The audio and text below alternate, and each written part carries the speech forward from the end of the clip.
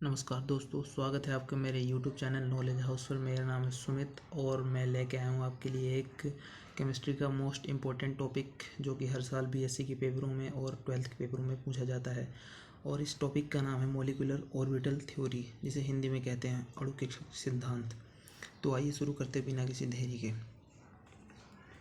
तो सबसे पहले हुंड एंड मुलिकन ने 1932 में ये थ्योरी को प्रतिपादित किया था।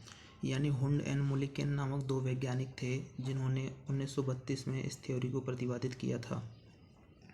पहला पॉइंट क्या है? पहला पॉइंट है, जब दो एटम्स के नाभिक एक दूसरे के काफ़ी निकट आते हैं तब एटॉमिक ऑर्बिटल्स एक दूसरे के साथ ओवरलैपिंग करके एक नया मॉलिक्यूलर ऑर्बिटल बनाते हैं। यानी कि जब दो एटॉम्स एक दूसरे के काफ़ी निकट आते हैं, जैसा कि दिखाया जा रहा है, तो वो ओवरलैपिंग करते हैं, यानी हिंदी में अतिव्यापन कहते हैं जिसे। तो जब एटॉमिक ऑर्बिटल्स एक दूसरे के काफ़ी निकट आते हैं तो ओवरलैपिंग करते हैं। ओवरलैपिंग करने के पश्चात एक नया मॉलिक्यूलर ऑर्बिटल बनाते हैं जो कि एक कम एनर्जी वाला होता है और एक ज़्यादा एनर्जी वाला होता है। इसे हम बाद में समझेंगे। दूसरा पॉइंट है, जितने एटॉमिक ऑर्बिटल अतिव्यापन यानी ओवरलैपिंग में भाग लेते हैं उतने ही मॉलिक्यूलर ऑर्बिटल बनाते हैं। यानी कि जितने एटॉमिक ऑर्बिटल अतिव्यापन में भाग लेते हैं उतने ही मॉलिक्यूलर ऑर्बिटल बनाते हैं। ये देखो, दो एटॉमिक ऑर्बिटल अतिव्यापन में भाग ले रहे हैं तो दो मॉलिक्यूलर ऑर्बिटल बना रहे हैं, एक इस तरफ है और एक इस तरफ है। यानी कि एक कम एनर्जी वाला और एक ज़्यादा एनर्जी वाला, जैसा कि हमने बताया। तो इसको हम अभी अच्छी तरीके से दूसरे पॉइंट पर समझेंगे। अब इसका इक्वेशन क्या है? जब दो एटॉमिक ऑर्बिटल परस्पर संयोग करते हैं तब दो मॉलिक्यूलर ऑर्बिटल बनाते हैं, जिनमें से एक कम एनर्जी वाला होता है जिसे बॉन्डिंग मॉलिक्यूलर ऑर्बिटल कहते हैं, और एक ज़्यादा एनर्जी वाला होता है, यानी एक अधिक एनर्जी वाला होता है, जिसे एंटी बॉन्डिंग मॉलिक्यूलर ऑर्बिटल कहते हैं। हिंदी में प्रतिबंधी आणविक ऑर्बिटल कहते हैं। अब इसे हम थोड़ा अच्छे समझ लेते हैं, कम एनर्जी वाला और ज़्यादा एनर्जी वाला, ताकि आप लोगों को अच्छे समझ में आ जाए। देखिए, जब दो एटॉमिक ऑर्बिटल आपस में ओवरलैपिंग करते हैं, ध्यान रहे, जब दो एटॉमिक ऑर्बिटल्स ओवरलैपिंग करते हैं तो ये दोनों समान ऊर्जा के होने चाहिए, यानी इक्वल एनर्जी के होने चाहिए। इक्वल एनर्जी के होने चाहिए, यानी समान ऊर्जा के होने चाहिए। तो जब ये दोनों ओवरलैपिंग करते हैं तो एक नया मॉलिक्यूलर ऑर्बिटल बनाते हैं, जिसमें से दो मॉलिक्यूलर ऑर्बिटल्स बनते हैं। एक बॉन्डिंग मॉलिक्यूलर ऑर्बिटल बनता है और दूसरा बनता है anti bonding molecular orbital. Bonding molecular orbital में क्या होता है कि इसकी एनर्जी बहुत कम होती है लेकिन इसकी स्टेबिलिटी बहुत ज़्यादा होती है, यानी स्थायिता बहुत होती है। और एंटी बॉन्डिंग मॉलिक्यूलर ऑर्बिटल में क्या होता है कि इसकी एनर्जी बहुत ज़्यादा होती है लेकिन इसकी स्टेबिलिटी बहुत कम होती है। वैसा ही आप इस चित्र में देख सकते हैं, ये इस तरीके का बनाया गया है, मतलब वही चीज़ है। एक ऊपर वाला होता है एंटी बॉन्डिंग मॉलिक्यूलर ऑर्बिटल और नीचे वाला होता है बॉन्डिंग मॉलिक्यूलर ऑर्बिटल। जो एंटी बॉन्डिंग मॉलिक्यूलर ऑर्बिटल होता है उसकी एनर्जी बहुत ज़्यादा होती है और जो बॉन्डिंग मॉलिक्यूलर ऑर्बिटल होता है उसकी एनर्जी कम होती है। इस चित्र में दिखाया गया है, अब आपको समझ आ गया होगा अच्छे से। तो शुरू करते हैं। और तीसरा पॉइंट क्या है? प्रत्येक मॉलिक्यूलर ऑर्बिटल को एक तरंगफल साइन के द्वारा प्रदर्शित किया जाता है। यानी कि जो भी मॉलिक्यूलर ऑर्बिटल बनता है उसको हम साइन के द्वारा प्रदर्शित करते हैं, बस इतना याद कर लो। चौथा क्या है?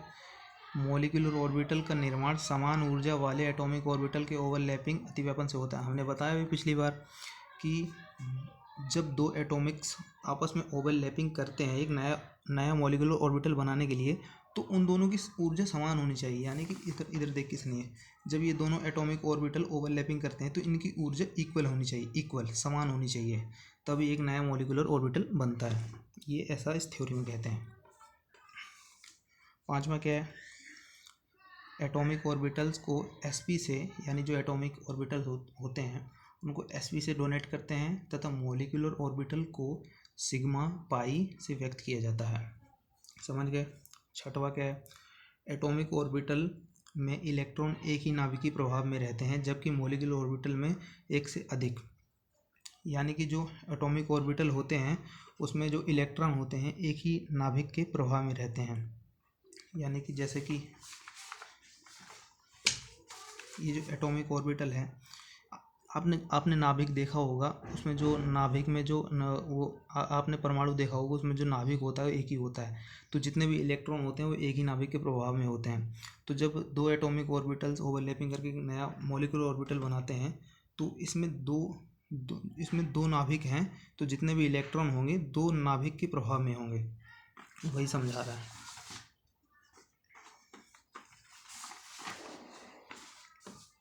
सातवां क्या है, इलेक्ट्रॉन पहले कम एनर्जी वाले ऑर्बिटल में जाते हैं, इसके बाद ही अधिक एनर्जी वाले ऑर्बिटल में भरे जाते हैं।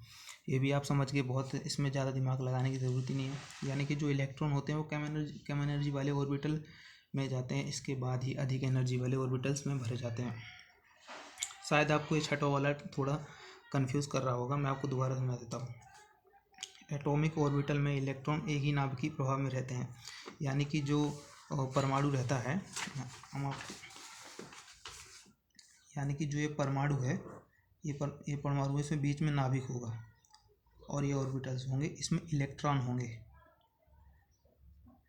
तो ये जितने भी इलेक्ट्रॉन हैं वो एक ही नाभिक के प्रभाव में है, ये एक ही नाभिक के प्रभाव में है। तो ये एटॉमिक जो ऑर्बिटल हैं, इसमें जितने भी इलेक्ट्रॉन हैं ये एक ही नाभिक के प्रभाव में है। अब जब एक और एटॉमिक ऑर्बिटल आ जाएगा, इसमें भी एक ही नाभिक है और एक ही नाभिक के प्रभाव में इलेक्ट्रॉन है, ये सब सेम है। तो ये जब हो जाएंगे तो ओवरलैपिंग करके एक नया मॉलिक्यूलर ऑर्बिटल बनाएंगे, जैसा कि हमने उसमें ये बताया था मॉलिक्यूलर ऑर्बिटल। तो इसमें दो नाभिक हो जाएंगे, तो दो नाभिक हो जाएंगे।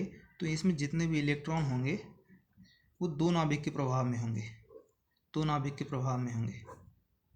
नाभिक के